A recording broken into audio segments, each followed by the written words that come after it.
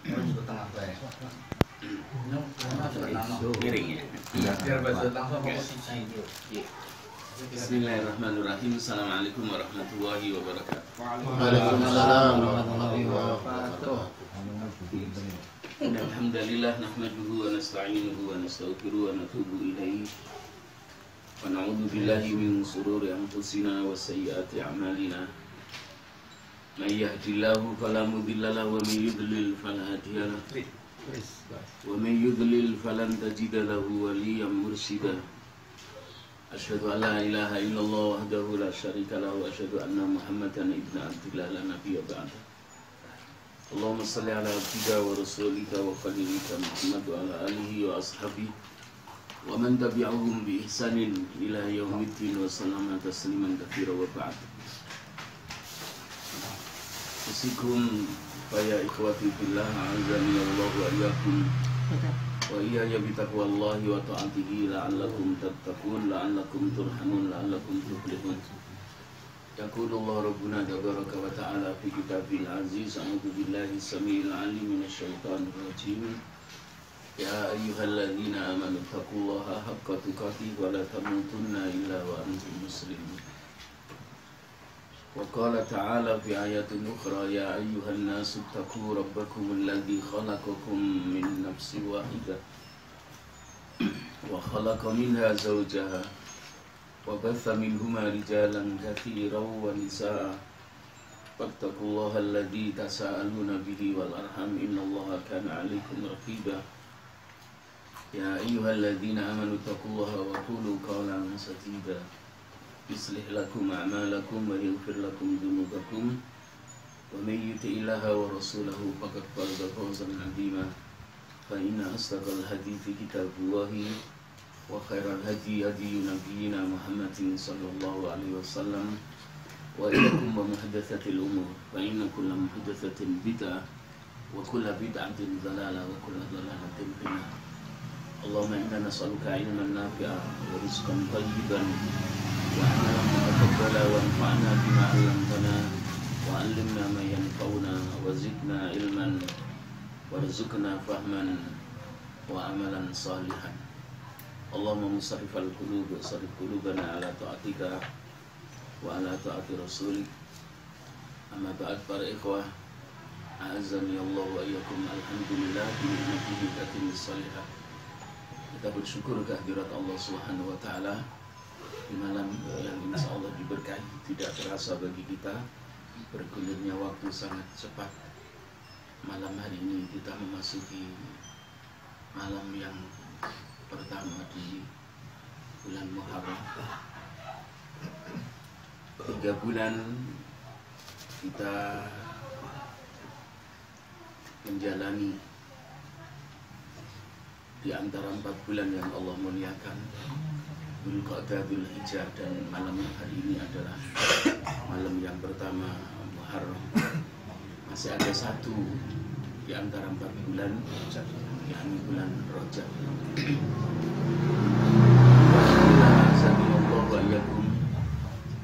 Di malam yang penuh keberkahan ini, marilah kita bersama-sama menyempurnakan ketaatan kita kepada Allah Subhanahu wa taala. Dan duduknya kita di majelis ini pada malam hari ini adalah merupakan kesempurnaan di dalam mencintai sunnah Nabi, menghidupkan sunnah Nabi, memahami sunnah Nabi, mengamalkan sunnah Nabi, dan mendakwakannya. Ketepatan tema kita pada malam hari ini sebagai lanjutan dari tema kemarin, malam Rabu, yang belum kami selesaikan. Tapi insya Allah pada malam hari ini akan kita ulang. Golongan yang mendapatkan doanya para malaikat Allah Subhanahu wa ta'ala.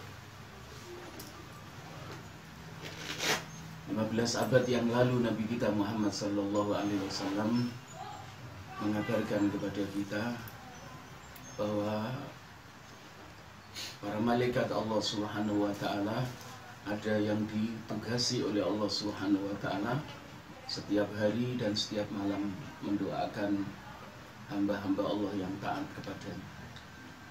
Kurang lebih ada 15 golongan yang didoakan oleh para malaikat Allah Subhanahu wa ta'ala.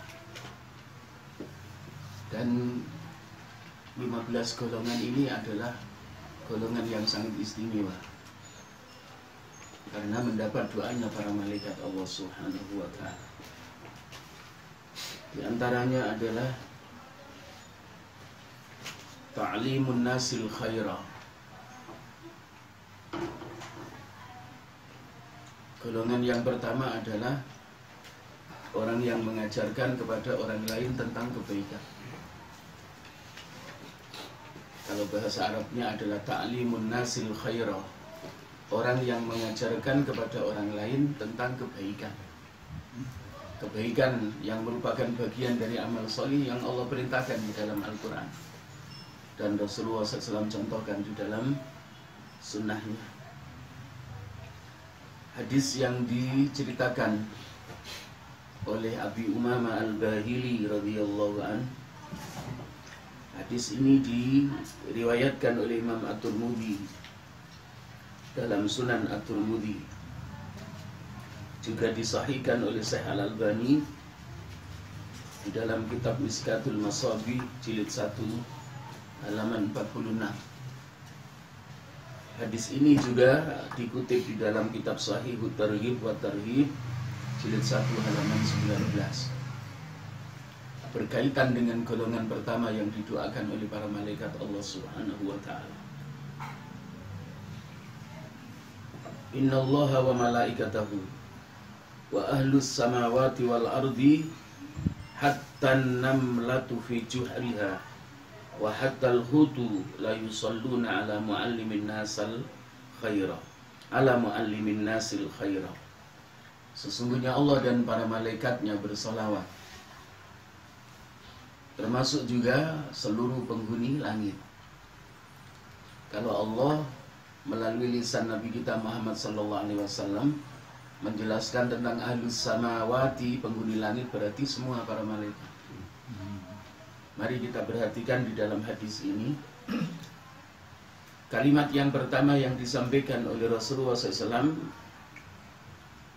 sudah menyebutkan malaikat, nama malaikat. Kemudian diperkuat oleh Nabi kita Muhammad SAW dengan kalimat wa ahlus samai wa ahlus samawati.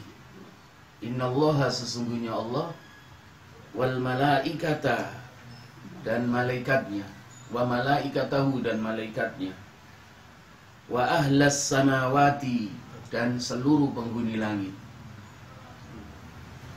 Bisa kita maknai di sini para ikhwah azani Allah wa iyyakum, penyebutan malaikat yang pertama adalah malaikat yang memiliki kedudukan yang tertinggi di antara malaikat, termasuk malaikat Jibril alaihi salatu wassalam. Karena di kalimat yang kedua Nabi kita Muhammad SAW menyebut ahlus samawati. Ahlus samawati itu bukan setan dan jin. Ahlus samawati di sana ada alam malakut. Alam malakut itulah tempatnya para malaikat Allah Subhanahu wa ta'ala. Jadi ada penguatan di sini. Tidak ada satu penduduk langit yang tidak mendoakan. Tidak ada satu malaikat yang tidak mendoakan. Semuanya mendoakan. Bahkan Allah sendiri bersolawat. Kalau bersolawatnya Allah berarti Allah memberi rahmat. Kalau bersolawatnya malaikat kepada muallimun nasil khairah, orang yang mengajarkan kebaikan kepada orang lain, dan kita semuanya adalah termasuk yang mengajarkan kebaikan minimal kepada putra dan putri kita dalam hidup berkeluarga.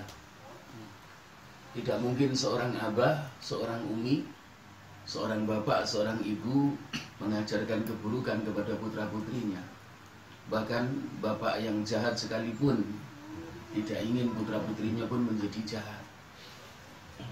Maka kebagian dalam kelompok yang pertama ini. Apalagi pada malam hari ini, di malam yang sangat istimewa, kita duduk di majelis ilmu, majelis Al-Quran, majelis Sunnah. Maka di tempat ini ada dakwah. Di tempat ini diajarkan Al-Quran. Di tempat ini difahamkan ayat-ayat Allah Subhanahu wa ta'ala dari Al-Quranul Karim yang menjadi awal majelisnya kita. Yang kita baca secara bergantian. Di majelis ini juga difahamkan sunnah Nabi kita Muhammad SAW.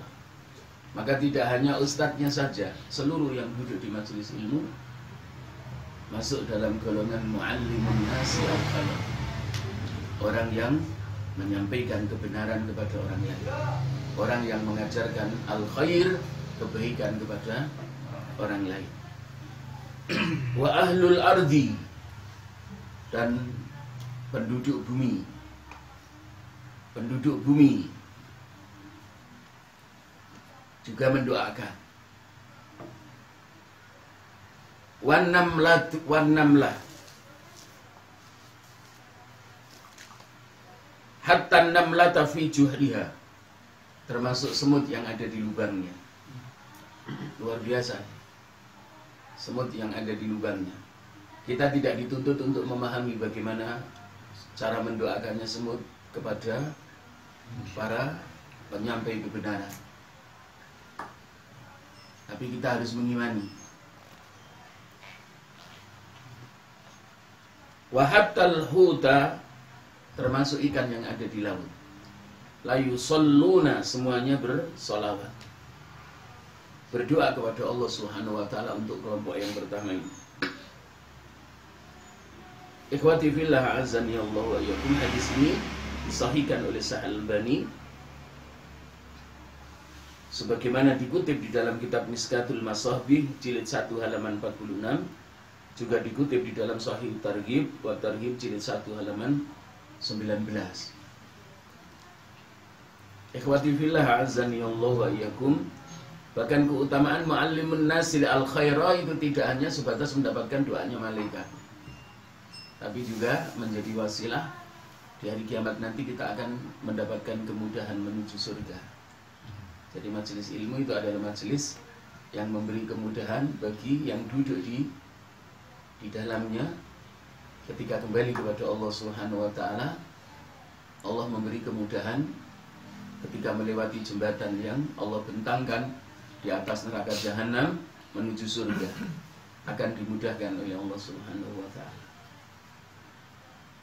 Kemudian golongan yang kedua, as-salatu ala mayaminis saffi, makmum yang mengisi shaf di bagian sayap kanan. Jadi bagian sayap kanan di sini tidak harus di shaf yang pertama. Jadi makmum yang ada di bagian sayap kanan berarti di apa ya, di kalau kita kiblatnya kan ke arah ya, ke arah barat ya. Maka mayaminis saffi itu adalah sebelah utara. Dan ini golongan yang kedua didoakan oleh para malaikat Allah Subhanahu wa taala. Hadis yang diriwayatkan oleh Abu Dawud dalam Sunan Abu Dawud, dan hadis ini diceritakan oleh Bunda Aisyah radhiyallahu anha. Wa qala Syekh Al-Albani rahimahullahu taala hadza hadisun hasanun. Hadis ini adalah hadis hasan. Undur Miskatul Masabih. Kita diperintahkan untuk melihat, mengecek di kitab Miskatul Masabih jilid 1 halaman 241.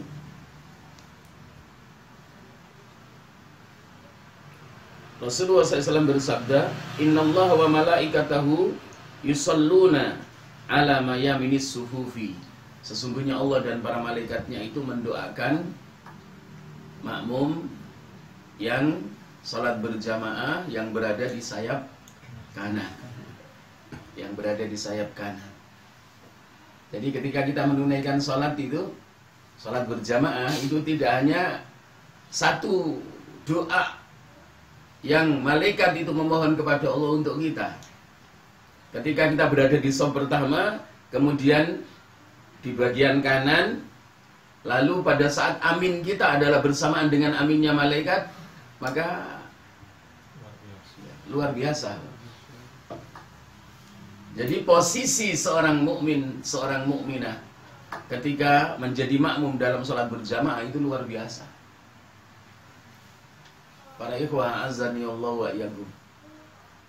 Bahkan diperhitungkan oleh Allah dari nilai pahalanya pun diawali ketika dia keluar dari rumahnya. Ketika dia keluar dari rumahnya, langkah kakinya diperhitungkan oleh Allah Subhanahu wa ta'ala. Kemudian ketika masuk masjid, ada kesempatan salat sunnah tahiyatul masjid, lalu ada jeda waktu sejenak, lalu dia memanjatkan doa kepada Allah Subhanahu wa ta'ala bainal adzan wal iqamah. Saat itu pun dia mendapatkan doanya malaikat. Karena kita dalam posisi intidharus shalah ba'da shalah, menunggu salat setelah kita tunaikan salat. Menunggu salat setelah menunaikan salat itu tidak harus ketika kita salat maghrib kemudian sampai salat isya kita menunggu masjid. Jadi intidharus shalah ba'da shalah itu di saat kita masuk masjid, kemudian kita salat sunnah tahiyatul masjid atau salat sunnah rawatib qobliyah yang belum sempat kita tunaikan di rumah, lalu masih ada jeda waktu, iqamah tidak langsung dikumandangkan, maka itu pun disebut sebagai intidharus shalah ba'da shalah. Setelah kita tunaikan salat sunnah, kemudian kita menunggu iqamah ditunaikannya salat wajib berjamaah. Itu sama juga dengan sholat mutlak. Iya. Intidhar tadi yang kita sholat tahiyat selesai, menunggu koma, kemudian sholat sunnah. Kalau salat mutlak biasanya tidak ditunaikan antara adzan dan iqamah. Biasanya antara adzan dan iqamah itu adalah salat sunnah rawatib, atau ketika kita sudah tunaikan di rumah adalah salat sunnah tahiyatul masjid. Kalau salat sunnah mutlak itu umum waktunya. Jadi tidak mengiringi salat fardu. Yang mengiringi salat fardu adalah salat sunnah rawatib. Maka bisa disebut juga sebagai intidharus shalah ba'da shalah. Kalau intidharus shalah ba'da shalah itu dimaknai yang sholat zuhur kemudian nunggu sampai asar, jeda waktunya cukup panjang. Subuh menunggu zuhur, maka banyak waktu yang dikorbankan. Aktivitas kita bisa dikorbankan. Biasanya kebanyakan saudara-saudara kita adalah maghrib sampai isya. Tapi bukan berarti yang masuk masjid kemudian sholat sunnah tahiyatul masjid atau sholat sunnah rawatib, lalu ada kesempatan menunggu sholat berjamaah yang iqamah belum dikumandangkan, itu pun masuk dalam kategori intidharus shalah ba'da shalah. Para ikhwah a'azzani Allah wa iyyakum. Kemudian golongan yang ketiga, as-salatu fis shafil awal.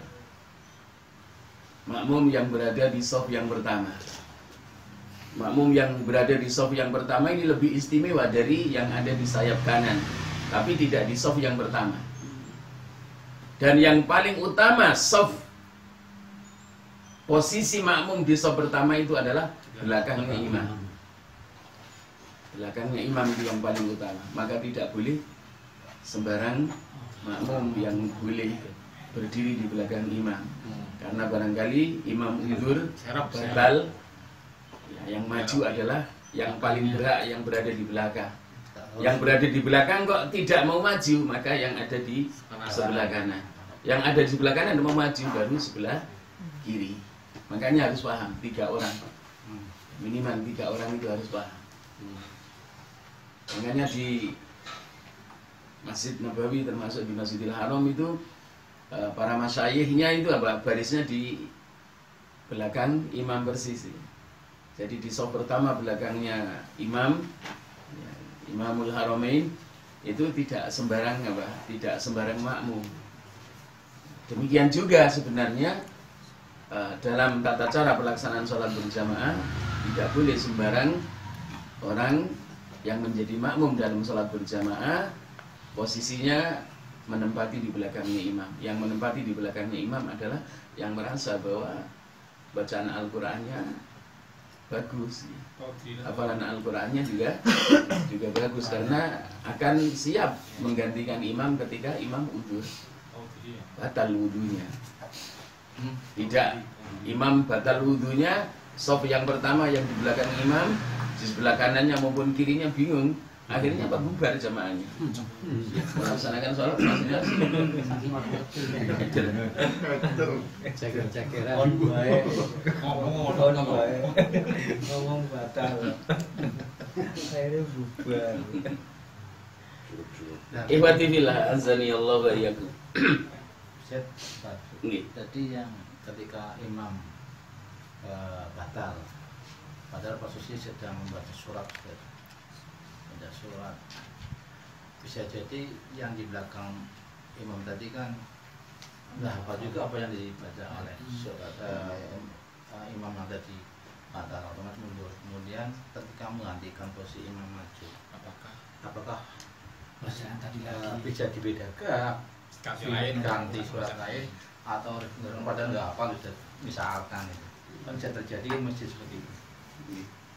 Tidak harus melanjutkan bacaan surah selain Al-Fatihah yang dibaca imam dan ketepatan imamnya batal. Ya, jadi tidak ada keharusan, karena yang punya tanggung jawab untuk melanjutkan adalah yang imam yang pertama. Jadi makmum yang maju yang menggantikan posisi imam tidak ada kesunahan untuk melanjutkan bacaannya. Jadi tidak ada keharusan, diperbolehkan untuk membaca membaca surah yang lain. Tidak langsung karena tidak hafal kemudian maju langsung ruku, tidak. Tapi apa? Disunahkan untuk beberapa ayat yang harus dibaca. Berhentinya misalkan tadi bukan masalah membacanya, tapi pas misalkan sujud sudah beliaunya keluar itu imam yang keduanya tadi yang menggantikan dari awal atau meneruskan sujud itu atau mungkin apa rukunya itu. Kalau sujudnya udah sempurna maka meneruskan. Tapi seandainya ya, jadi sujudnya sudah dihitung karena pasti makmum sudah sujud ya. Sudah sujud. Tapi tetap imam kan tetap ada isyarat bahwa Allahu Akbar, kemudian biasanya apa? Kalau dia berbelok madhep ke makmum kan makmum paham bahwa dia batal. Maka yang di belakangnya harus maju. Meneruskan kegiatan itu atau dari awal? Meneruskan kegiatan, tidak dari awal. Jadi seandainya sudah selesai sujud yang pertama, ya, sujud yang pertama dalam rakaat yang kedua, melanjutkan sujud kedua. Kemudian tasahud awal, seperti itu. Jadi tidak memulai dari takbir yang pertama. Yang batal imamnya, bukan yang batal makmumnya. Kalau imam batal bukan berarti imam menanggung semua batal.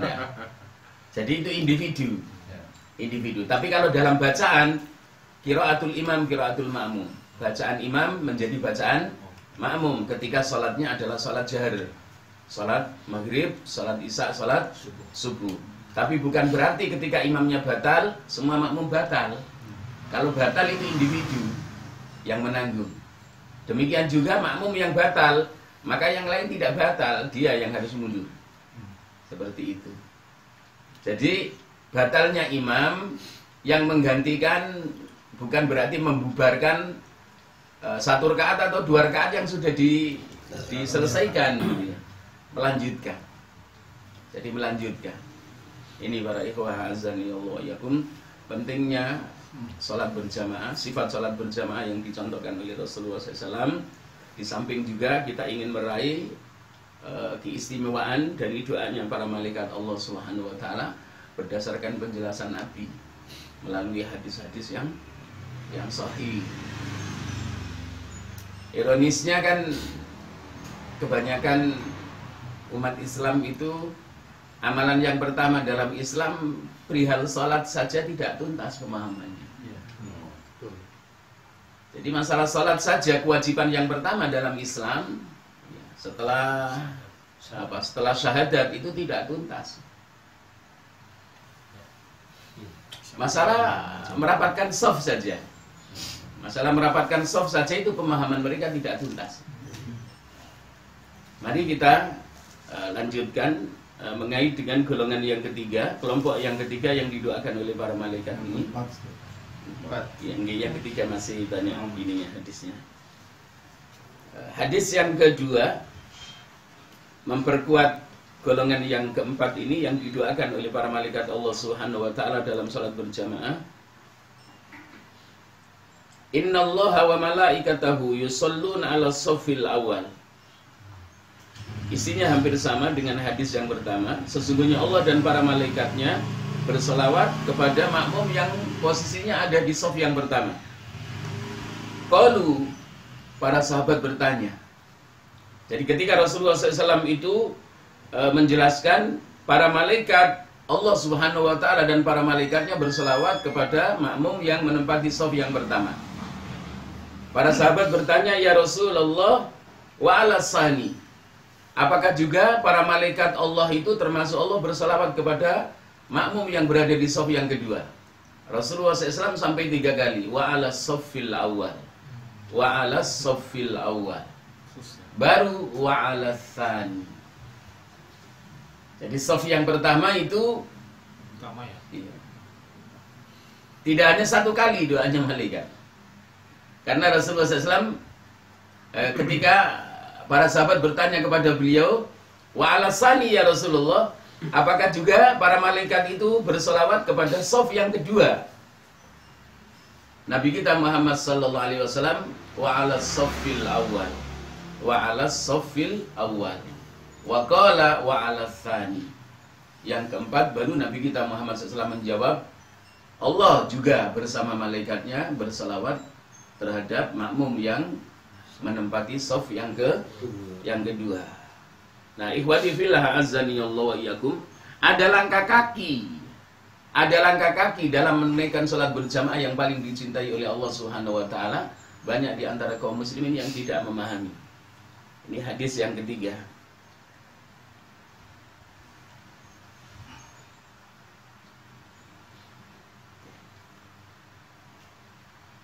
Hadis yang ketiga, Rasulullah sallallahu alaihi wasallam bersabda,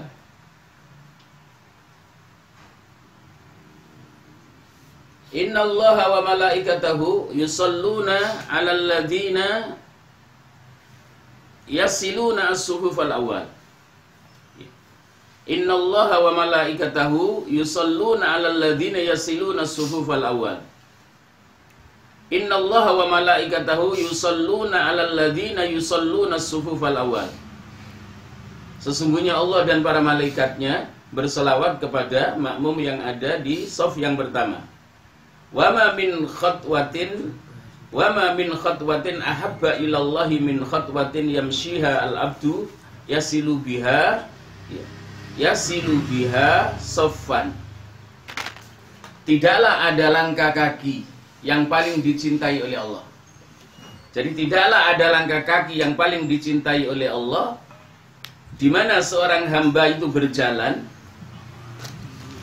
merapatkan shaf, menyambung shaf. Jadi tidak ada langkah kaki yang paling Allah cintai selain langkah kaki makmum yang berjamaah pada saat melihat shaf itu renggang, kemudian dia nyambung. Atau dia maju ke depan. Kadang-kadang di antara kita kan malah memberi kesempatan kepada yang lain, memberi kesempatan kepada yang lain. Karena mungkin belum memahami bagaimana istimewanya langkah kaki maju ke depan mengisi shaf yang renggang. Ini. Para ikhwah azani Allah wa iyyakum. Jadi yasilu biha saffan. Makanya kalau menyambung itu berarti apa? Harus rapat. Kalau tidak menyambung berarti putus. Di sini. Innallaha wa malaikatahu yusalluna 'alal ladzina yasiluna as-sufufal awwal. Yang menyambung. Ini para ikhwah azani Allah wa iyyakum. Terkecuali di era pandemi COVID-19 ini, maka hukumnya adalah hukum darurat. Kalau diperkirakan makmumnya adalah dari berbagai kalangan, termasuk di Masjidil Haram dan di Masjid Nabawi kan masih menggunakan social distancing, dan itu darurat tidak masalah ya, tidak masalah. Jadi sesuatu yang dilarang ketika dalam keadaan darurat maka diperbolehkan. Ad-daruratu tubihul mahdura. Nah, ikhwati fillah azani Allah wa iyyakum. Jadi golongan yang keempat adalah yang menyambung shaf yang terputus. Shaf yang terputus artinya ketika kita melihat ada shaf yang renggang dan masih bisa ditempati satu orang, maka yang di belakang maju. Itu termasuk yasilu nasuhu. Jadi menyambung apa? Menyambung shaf yang asal mulanya putus sehingga tidak putus. Dan di sini perlu kita pahami, kadang-kadang ada yang membawa anak kecil yang belum memasuki usia tamyiz itu diletakkan di antara orang tua dengan orang tua. Itu memutus shaf gitu. Memutus shaf gitu. Nah, itu gimana? Berdasarkan hadis yang sahih, dia harus di tempat khusus sendiri dengan alasan kalau tidak diapit akan membuat gaduh. Tapi juga itu tadi akhirnya ada kesalahan di dalam di dalam mengisi shaf karena diletakkan di antara orang tua. Baiknya orang tua yang membawa anak kecil tahu diri dengan belakang. Yang orang tuanya juga ikut ke belakang. Iya dong. Tahu diri lah. Jadi kemudian yang depan sisi orang yang ini seperti tadi kan sama juga. Nanti kalau diserali anak kecil termasuk putus juga. Tapi orang tiga sholawat dong. Gak dapat sholawat Allah. Ya jangan jahil. Atau di posisi shaf anak-anak kan dalam sholat berjamaah kan ada tata aturan yang sudah jelas. Ini jangan disosialisasikan sama Ustaz harus seperti ini sehingga tuntas sholat.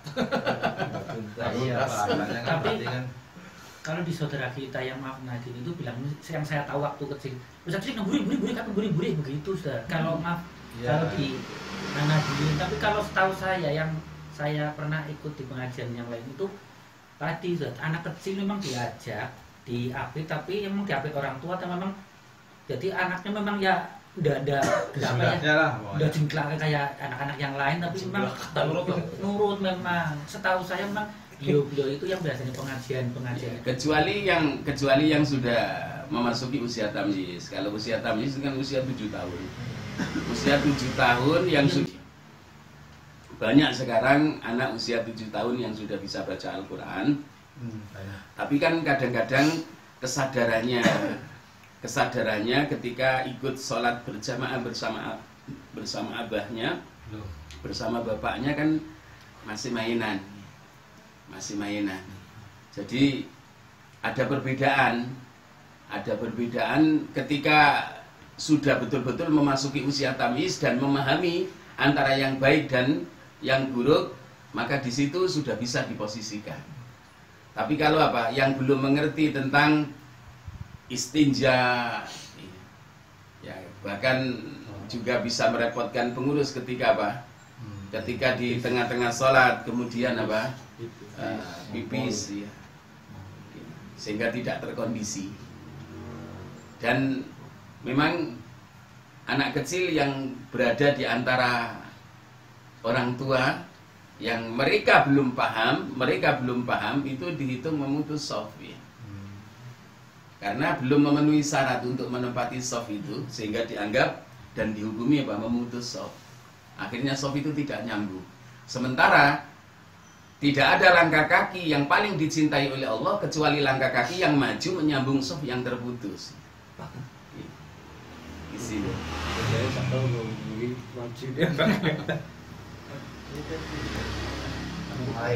Dikondisikan. Dikondisikan.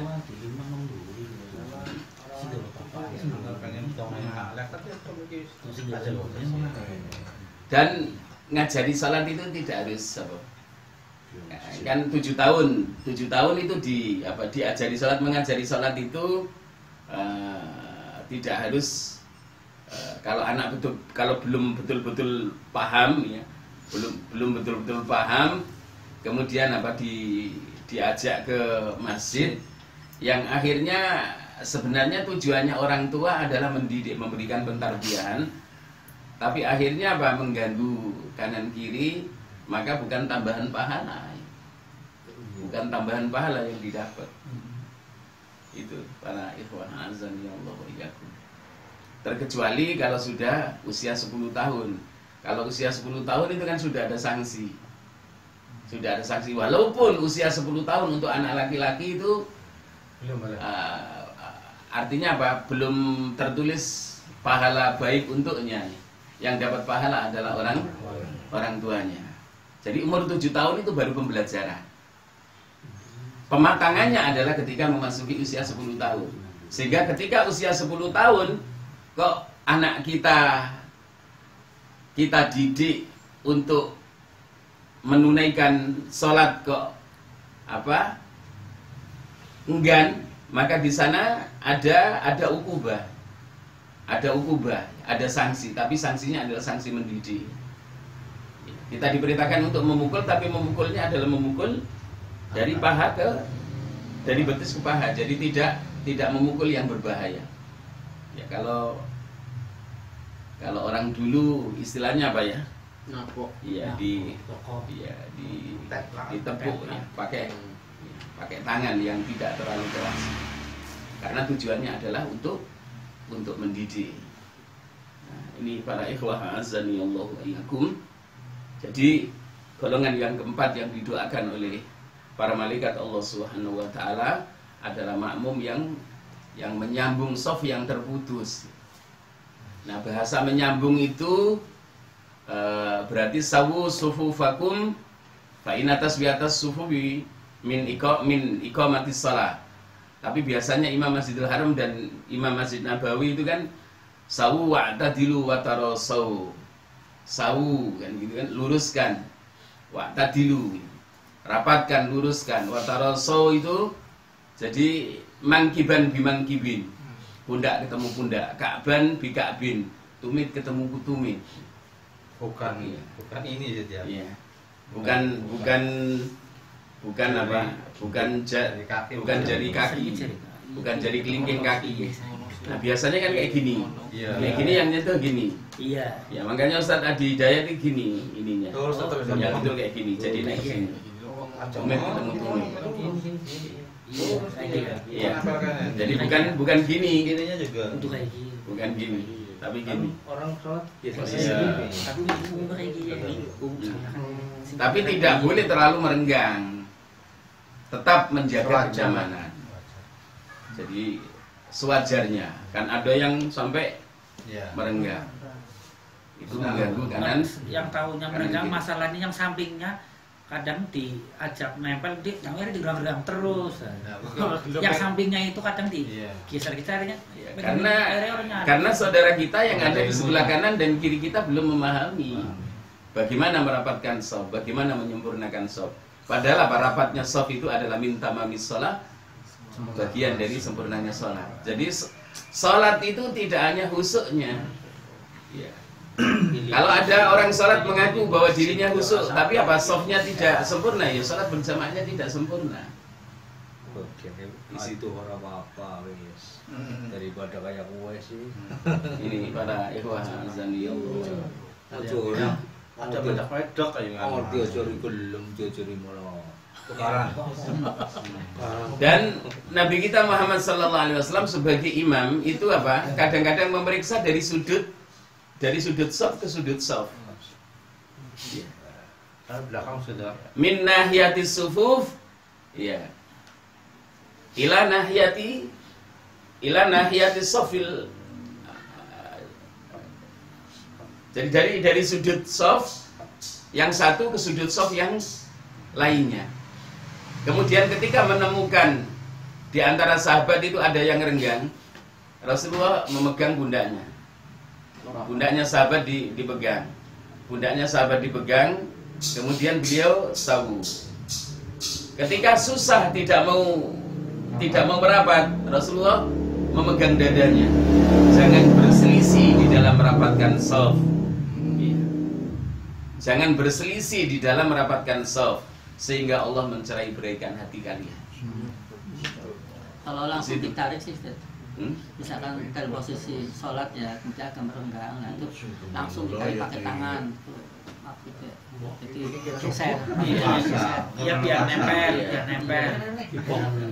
Apa?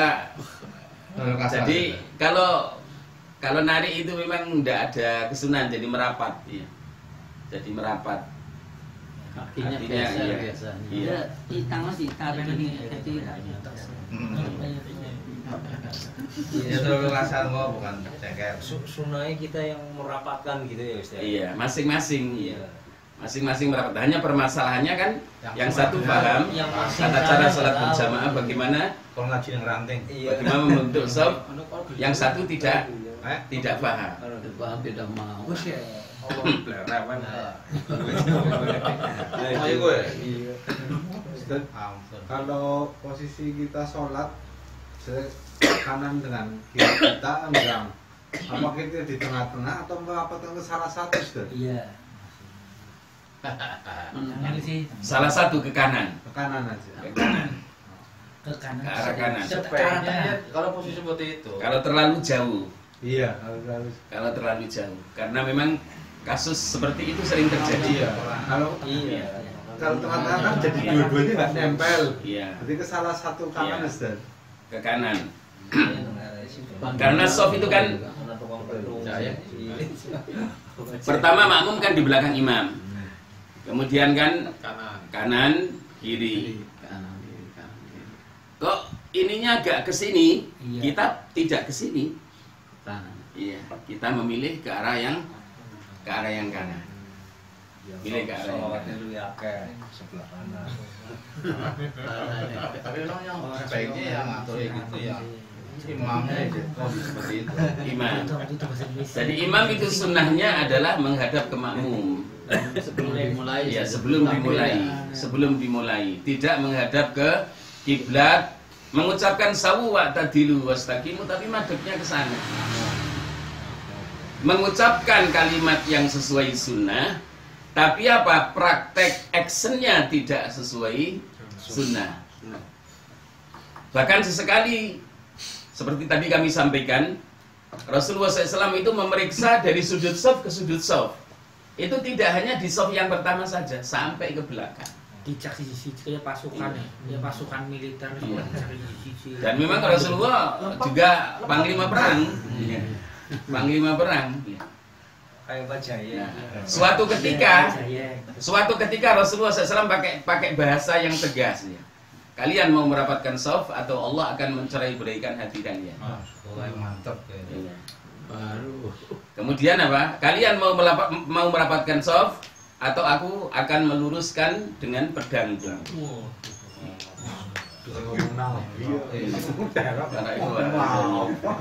Jadi bahasa Nabi Sallallahu Alaihi Wasallam dalam sabdanya itu berarti ada di antara sahabat juga yang ada yang belum memahami, ada yang susah, sehingga ketika kurang rapat dipegang bundanya, rapatkan, mangkiban bimangkibin, bunda ketemu bunda, ka'ban bika'bin, tumit ketemu tumit. Ketika susah, Rasulullah pegang dadanya. Ya, makanya di dalam hadis ini, fayamsahu manakibana. Ya. Ketika Rasulullah SAW itu memeriksa dari sudut shaf ke sudut shaf, itu apa? Beliau memegang pundakku. Ya, para sahabat seperti itu. Wasudurona, dan memegang dadaku.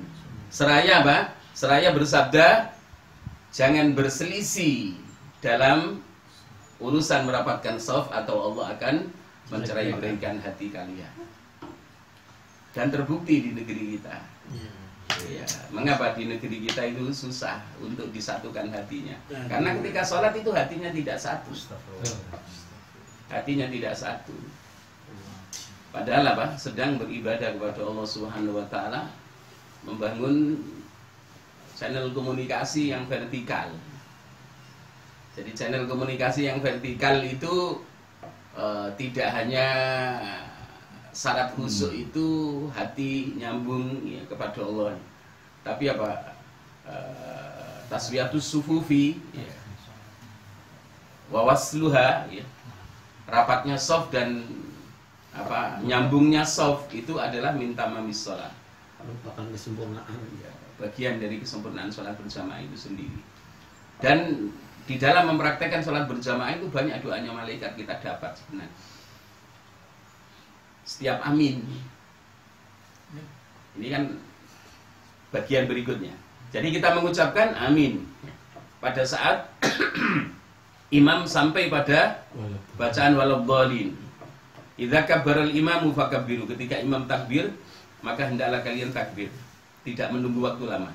Innamal imamu liyu'tamma bi. Sesungguhnya imam itu menjadi imam adalah untuk diikuti. Wa idza kabbara fakabbiru. Ketika imam takbir, maka hendaklah ya, kita langsung segera takbir. Wa idza raka'a wa idza qara'a fasma'u. Ketika imam itu membaca Al-Fatihah, maka hendaklah kalian mendengarkan. Wa idza raka'a farka'u. Ketika ruku, kita ruku. Wa idza qala al-imamu sami'allahu liman hamidah faqulu rabbana lakal hamdu hamdan katsiran thayyiban mubarakan fihi. Berarti kita ada jeda ya, Ustaz? Mana? Kita ada jeda Apanya? antara takbir imam dengan makmum. Ada jeda. Ada jedanya Allahu Akbar langsung nyusul. Iya. Jadi ini istilahnya apa? Iltisaq. Iltisaq itu langsung nyusul. Tidak lama. Kalau barengi tidak boleh. Iya. Jadi takbiratul ihramnya bareng sama imam juga tidak boleh. Wa idza kabbara, ketika imam itu takbir, maka hendaklah kalian takbir. Masinisnya. Iya. Dan ini yang juga terjadi kesalahan. Salamnya makmum itu setelah salam yang keduanya imam. Iya. Biasanya. Kadang-kadang apa? Imamnya lambat. Assalamualaikum warahmatullahi. Makmum sudah yang kedua. Makmum sudah yang kedua. Padahal sunnahnya adalah sunnahnya itu salamnya makmum setelah imam itu salam yang kedua. Kita perhatikan.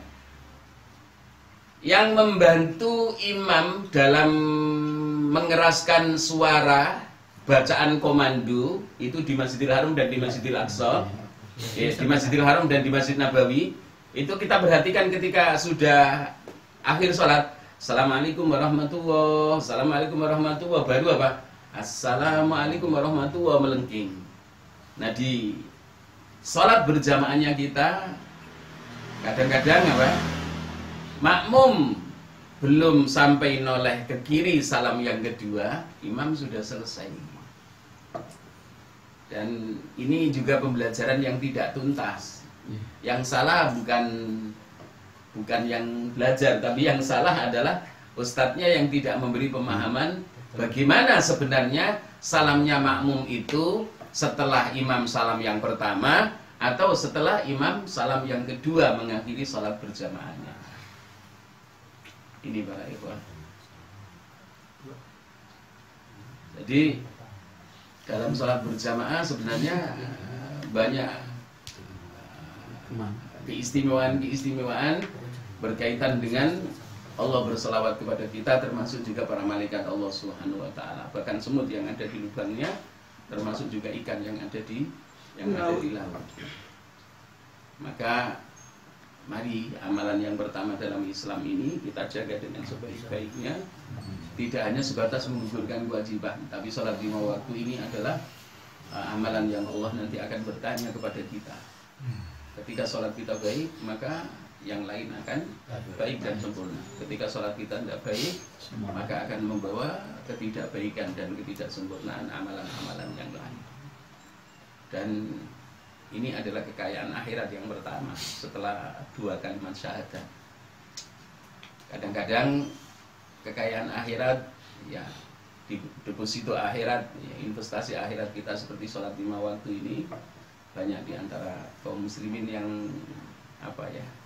tidak berhati-hati menjaganya. Tidak berhati-hati menjaganya. Tapi ketika mencari modal dunia, mencari harta dunia, sedikit terjadi perubahan pendapatan saja tanggapi. Tapi ketika ada penurunan kekhusyuan di dalam menunaikan sholat berjamaah, biasa-biasa saja. Ada apa sholat 2 hari ini kok tidak khusyuk?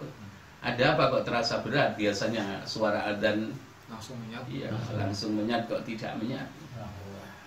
Ini para ikhwah azani Allah wa iyyakum. Maka berhati-hatilah ketika Allah itu diwakili oleh seorang muadzin memberi informasi bahwa waktu sholat telah tiba, dan kalimat adzan itu kan Allahu Akbar, Allahu Akbar, yang menunjukkan bahwa tidak ada yang maha besar, tidak ada yang maha agung, tidak ada satu urusan yang maha penting selain apa? Memenuhi panggilan Allah Subhanahu wa taala.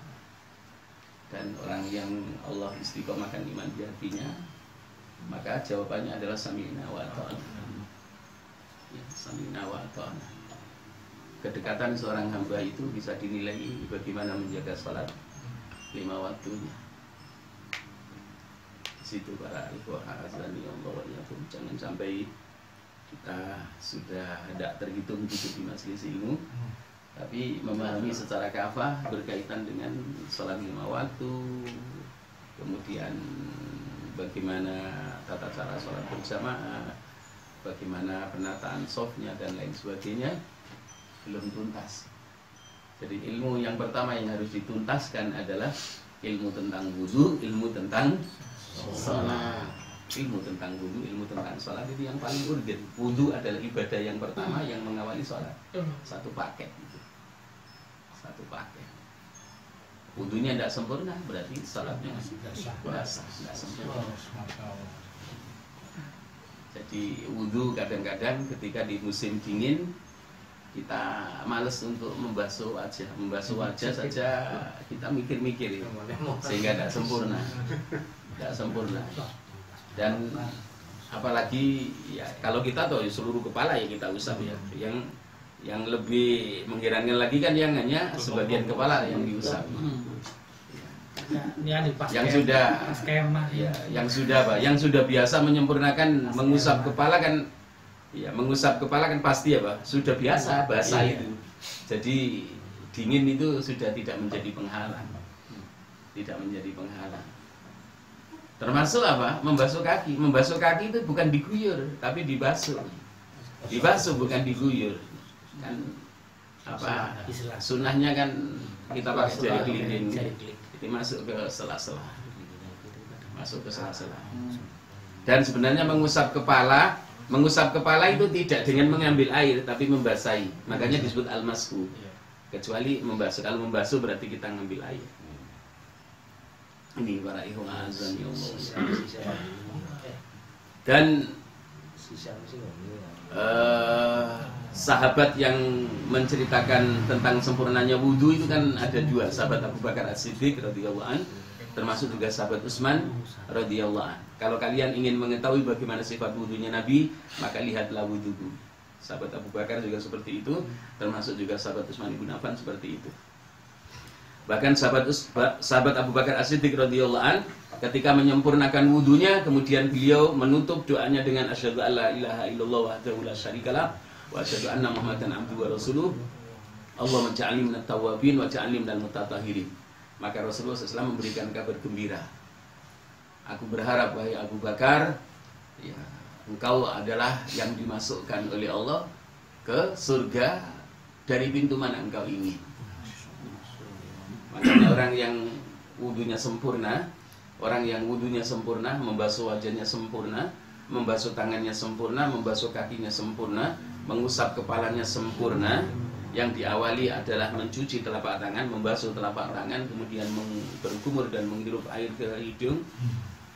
Setelah wudu menghadap kiblat tidak harus mengangkat tangan, berdoa asyhadu alla ilaha illallah wahdahu la syarikalah wa asyhadu anna muhammadan abduhu wa rasuluhu minimal.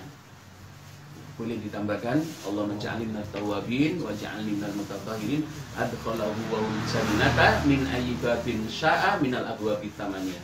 Allah akan memasukkannya ke surga lewat pintu mana dia ingin, dari pintu 8. Maka sempurnanya wudu akan membawa mudahnya khusyuk di dalam sholat, mudahnya kita diatur dalam merapatkan sholat. Itu para ikhwah azan ya Allah wa iyyakum.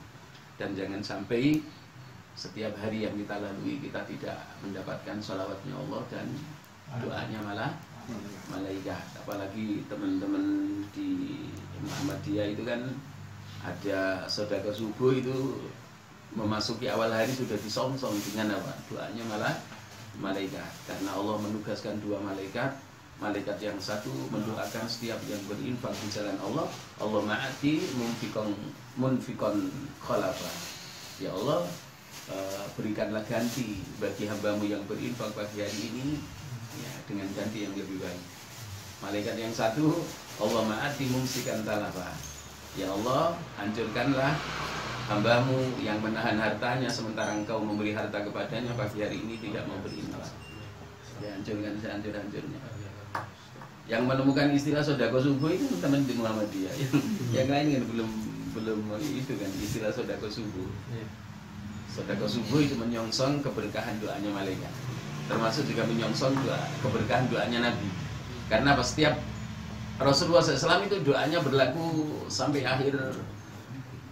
hari akhir. Itu Allahumma barik li ummati fi bukuriha. Ya Allah berkailah untuk umatku di pagi harinya. Yang sholat subuh berjamaah termasuk juga yang sedekah subuh. Ya, yang bangun subuh tapi tidak sholat subuh tidak mendapatkan doanya Nabi. Jadi yang mendapatkan doanya Nabi itu tidak hanya sahabat zaman dulu. Allah barik li ummati fi bukuriha. Ya Allah berkahi untuk umatku di pagi harinya. Yang mereka bangun di pagi hari kemudian sholat subuh berjamaah. Nah ini yang luar biasa ini Masjid Al-Furqan itu karena sudah terbiasa mungkin ya. Yang sudah terbiasa atau sering mendengar itu jadi apa? Hampir rata-rata Pak yang masuk masjid sebelum masuk ke bagian dalam masjid itu pasti apa? Tidak, bapak ibunya pasti ngisi apa? Ngisi infak itu. Ketepatan kalau Sabtu pagi itu kan saya ada jadwal tafsir As-Sa'di. Itu saya perhatikan seperti itu. Tapi akhir-akhir ini kan saya sholat subuhnya di Masjid Abu Bakar karena di sana cepat ya. Di sana cepat terus samping itu juga pakai gunung ya. Pakai gunung. Jadi saya kesananya setelah sholat subuh dari Masjid Abu Bakar. Yang biasa ikut itu Pak Fanani. Iya, Fanani, kemudian Pak Haji siapa itu yang dulu di Telkom jamaah tetap ya RSI terus ya ada yang sepuh itu yang di Jalan Sriti itu yang ikut Pak Safa itu ya, yang ahli tukang yang ahli talang yang Bapak sepuh itu Masudi ya Pak Masudi. Tapi subuhnya biasanya di Masjid Abu Bakar terus kesana biasanya. Ikhwati fillah azani Allah wa iyyakum, insyaallah nanti akan kita sambung. Kita baru mendapatkan 4 dari golongan yang mendapatkan doanya malaikat Allah Subhanahu wa taala. Mudah-mudahan setiap hari yang kita lalui kita mendapatkan sholawatnya Allah Subhanahu wa taala dan mendapatkan doanya para malaikat. Barakallahu fikum wallahu a'lam bissawab. Alhamdulillah, kita telah menyelesaikan kajian misi yang ini.